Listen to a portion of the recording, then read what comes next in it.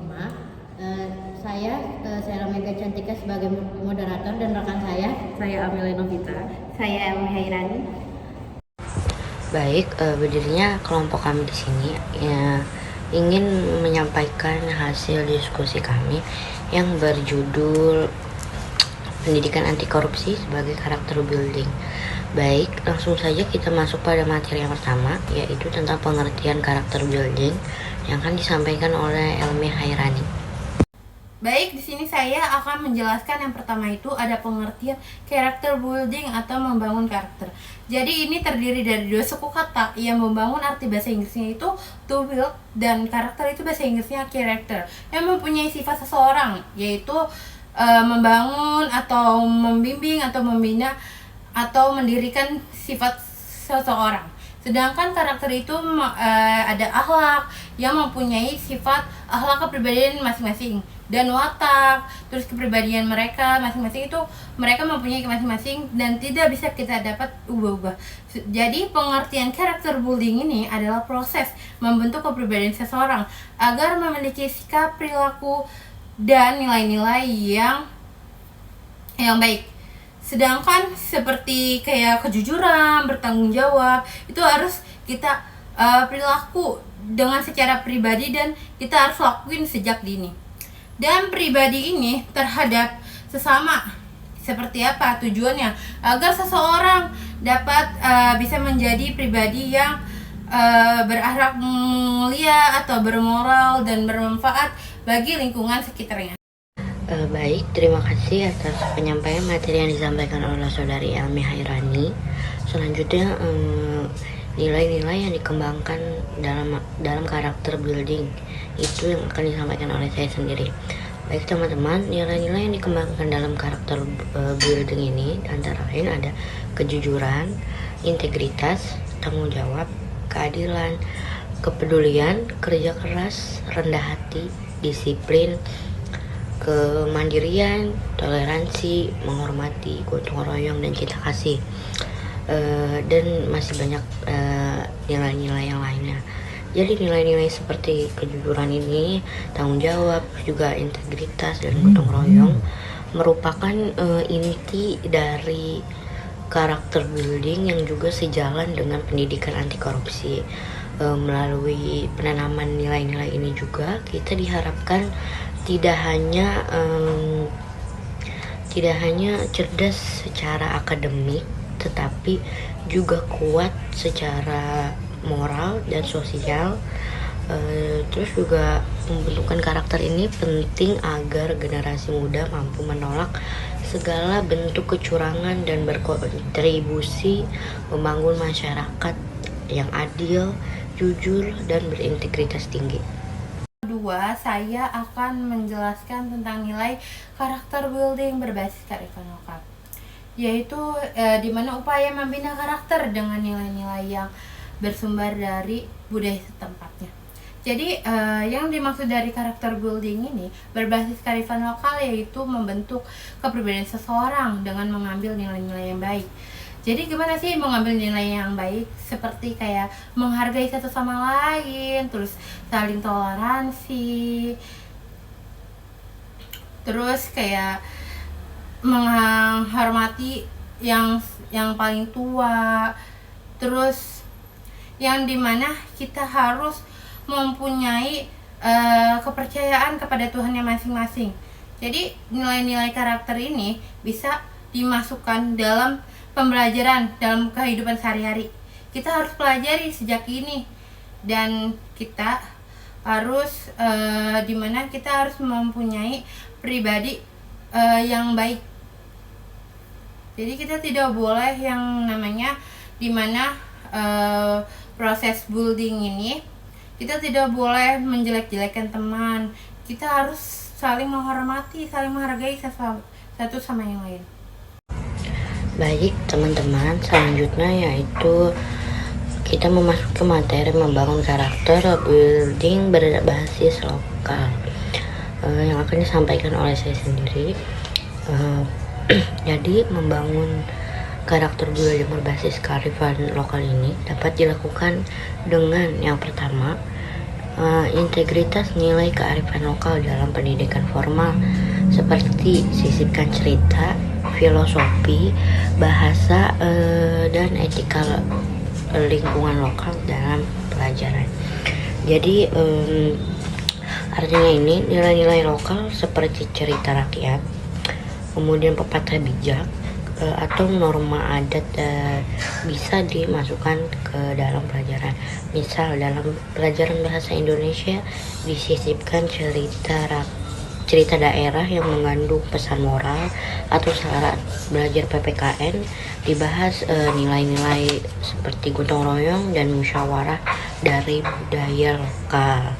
Selanjutnya yang kedua itu ada mengoptimalkan kegiatan ekstrakurikuler seperti membentuk kelompok seni budaya, kemudian praktik gotong royong serta kunjungan ke tokoh adat. Jadi kegiatan di luar kelas ini bisa menjadi sarana kuat untuk menanamkan karakter. Contohnya membuat kelompok seni tradisional, kegiatan sosial berbasis gotong royong, atau kunjungan ke tokoh adat supaya siswa belajar langsung dari sumbernya. Selanjutnya yang ketiga ada menciptakan lingkungan sekolah berbudaya seperti menerapkan tata tertib selaras tradisi, gunakan simbol budaya, dan mengadakan festival lokal. Jadi sekolah bisa mengatur suasana dan kegiatan yang mencerminkan nilai-nilai lokal seperti menjaga kebersihan bersama atau biasanya disebut dengan budaya bersih. Yang kedua itu memakai simbol budaya daerah atau mengadakan festival budaya sebagai bagian dari kegiatan sekolah.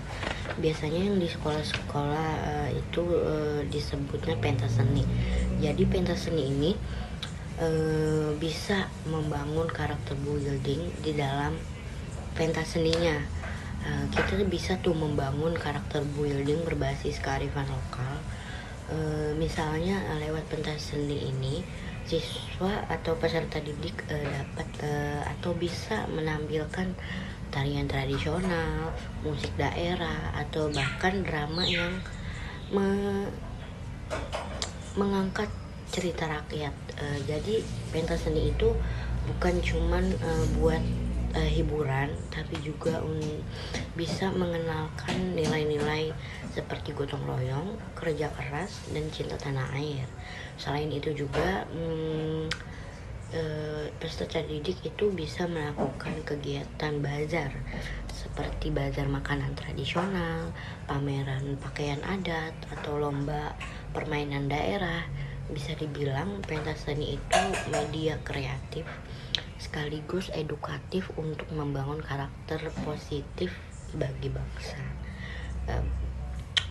Selanjutnya libatkan komunitas keluarga seperti mengundang tokoh adat, mengadakan kegiatan bersama, serta mendorong praktik di rumah. Jadi teman-teman, pendidikan seperti yang kita tahu, pendidikan karakter nggak cukup hanya dari sekolah. Maka melibatkan tokoh masyarakat, orang tua, dan komunitas sangat penting. Bisa dengan mengundang mereka ke sekolahnya atau membuat program keluarga yang mendorong praktik nilai-nilai lokal di rumah. Selanjutnya itu ada menjadi teladan. Guru dan pemimpin sekolah menunjukkan perilaku sesuai nilai kearifan lokal. Jadi guru dan pemimpin sekolah harus menjadi contoh dalam menerapkan nilai kearifan lokal. Misalnya menunjukkan sikap jujur, menghormati orang lain, dan bersikap adil dalam keseharian. Kemudian karena anak-anak ini akan lebih percaya pada apa yang mereka lihat daripada yang mereka dengar. Sekian penyampaian materi yang saya sampaikan. Selanjutnya adalah efektivitas karakter building pendidikan anti korupsi yang akan disampaikan oleh saudari Amelia Novita. Baik, di sini saya akan menjelaskan efektivitas karakter building pendidikan anti korupsi. Yang pertama ada korupsi sebagai masalah karakter. Korupsi tidak hanya berbicara mengenai hukum, tetapi berakar dari masalah karakter. Akar utama dari korupsi itu terdapat 3 hal, yaitu keserakahan, lemahnya moral, dan kurangnya integritas yang ada di diri seseorang. Ini menunjukkan perilaku koruptif itu adalah hasil dari defisit karakter, yaitu di mana seseorang tidak memiliki nilai-nilai anti korupsi di dirinya, seperti kejujuran dan tanggung jawab. Dan yang kedua ada pendidikan anti korupsi sebagai upaya membangun karakter. Tujuan pendidikan ini tuh untuk membangun pribadi memiliki karakter yang kuat seperti adil, jujur, berani, dan bertanggung jawab. Fokus dari pendidikan itu bukan hanya menambah wawasan mengenai hukum, tetapi membentuk sikap dan perilaku menolak korupsi. Yang ketiga ada strategi implementasi. Pendidikan anti korupsi dapat diintegrasikan ke dalam beberapa hal. Yang pertama ada kurikulum, yang kedua metode pembelajaran aktif, yang dimana dapat dilakukan dengan diskusi, permainan, simulasi, dan proyek yang mendorong setiap siswa untuk berpikir secara kritis dan reflektif. Selanjutnya keteladanan pendidik dan pemimpin. Ini maksudnya dimana guru atau pemimpin sekolah harus menjadi contoh dalam kejujuran dan integritas. Yang selanjutnya lingkungan yang berintegritas, yaitu menciptakan budaya sekolah yang jujur, transparansi, dan akuntabel. Yang terakhir ada partisipasi masyarakat, itu dimana peran orang tua atau tokoh masyarakat dan organisasi anti korupsi sangat penting untuk memperkuat nilai-nilai anti korupsi di luar sekolah.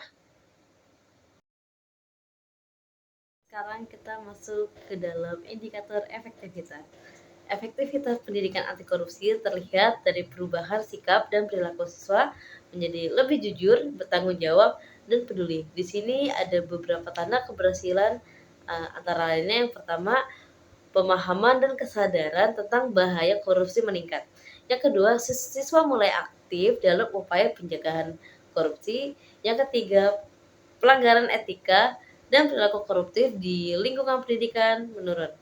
Yang terakhir, muncul generasi muda yang memiliki komitmen terhadap nilai-nilai anti korupsi. Selanjutnya kita masuk ke dalam tantangan mengukur efektivitas. Mengukur perubahan tidak mudah karena ada beberapa hal. Yang pertama, sulit diukur secara langsung dan dengan angka atau kuantitatif. Yang kedua, dipengaruhi oleh banyak faktor eksternal seperti lingkungan di luar sekolah. Yang terakhir, perubahan karakter butuh waktu lama, tidak bisa dilihat dalam waktu yang singkat. Sekian penjelasan dari saya. Ketiga, saya akan menjelaskan tentang manfaat pendidikan karakter anti korupsi. Yang pertama itu ada membentuk karakter yang inklusif, transparan, dan berinteraksi tinggi. Maksudnya apa sih? Yaitu membentuk pribadi yang terbuka, jujur. Jadi kita tidak boleh saling bohong. Nah, kita tidak boleh saling bohong terhadap teman, apalagi orang tua, guru juga sama.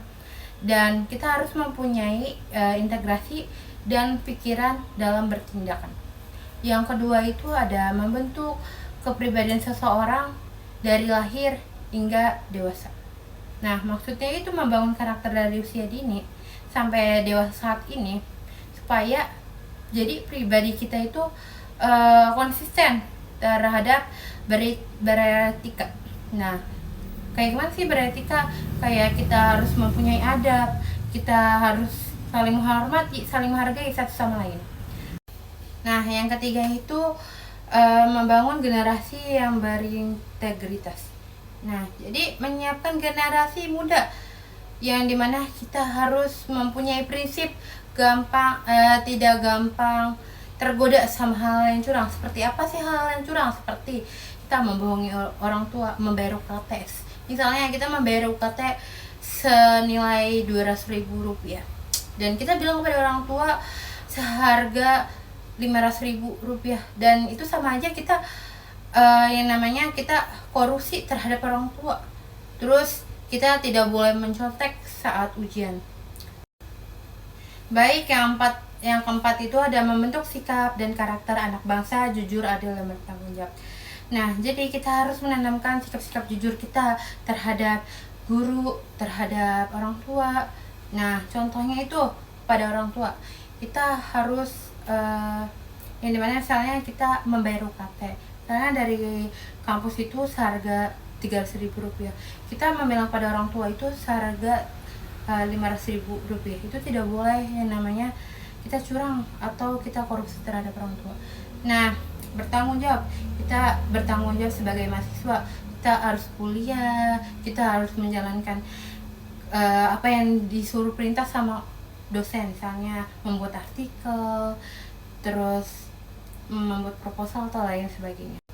Baik, yang kelima itu ada minimalkan kerusakan negara yang disebabkan oleh tindak korupsi. Jadi kita harus mengurangi dampak negatifnya terhadap korupsi yang merugikan negara dan masyarakat sekitarnya. Baik, yang keenam atau yang terakhir, menyadarkan masyarakat terhadap segala aktivitas yang mengarahkan pada perilaku koruptif. Jadi kita harus meningkatkan kepada masyarakat tentang pentingnya mengurangi perilaku yang koruptif.